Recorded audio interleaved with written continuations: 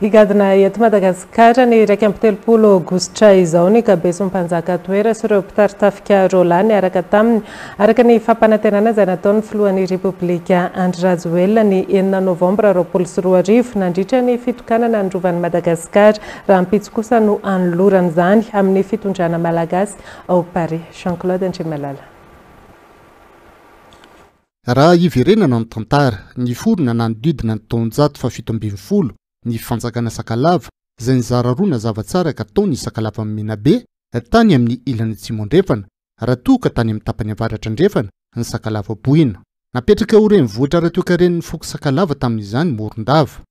Nisy ireo mpanjaka mifandimby nitondra ny fanjakana ara-tantara. Ny mpanjaka toera izay mbola kely loatra rehefa maty ny rainy tamin'ny taona 1879 dia nisolo azy vonjo maika ny nenitohany na rovo izay nesorona tamin'ny taona 1879 noho ny fifanarahana nataony tamin'ny Frantsa tamin'ny alalan'ny lieutenant de vaisseau de Preze amin'ny fanaovana protektorat ny fanjakana. Noho nataom-biky ny mpanjaka toera hatramin'ny 30 Aogositra 1779 izay fotoana namonoana azy.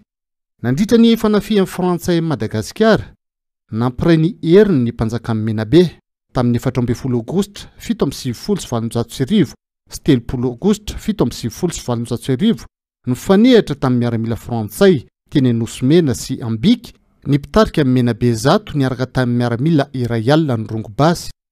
Araka ny lovatsofina Sakalava 10 maty tamin'ny Oalio noho ny tolokevitry Leo Philippe Samat mpivarotra Frantsay izay efatidra sady vonanto amin'ny mpanjaka toera mihitsy aza. Izy no nitarika amin'ny Frantsay ho amin'ity toerana ity. Nanoro-hevitra ny toera i Samat sy ny ancien de vaisseau Etienne Blot hanao lanonana andraisana ny komandany tafika Frantsay Augustin Gérard saingy namebaiko amtanterahana amin'ny fanafiana ihany moa ity farany. Novonoana taom-biky niaraka tamin'ny mpitaritafika sy ny andriana maro ny mpanjaka toera izay notapahan-doha tamin'ny 30 Aogositra 1779 tsy nilaminy Menabe raha tsy nanomboka tamin'ny taona 710. Rehefa nipetraka tao amin'ny tahirin'ny bakoka tao Frantsa antaona marina ny gabeson'ny mpanjaka toera nisy ny fangatahan'ny fanjakana malagasy ny amairenana azy eto Madagasikara.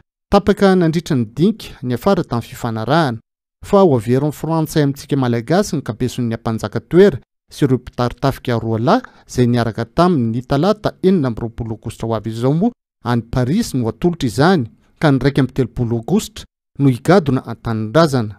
Isy ny fandreketana amin'ny alalan'ny tsangam-bato sy ny fametrahana ny anaran'ny mpanjaka toera amin'ireo lalana isaky ny renivohitry ny distrika raha ny fanazavany ny mpikarakara ny fampidiana azy eto an-tanindrazana.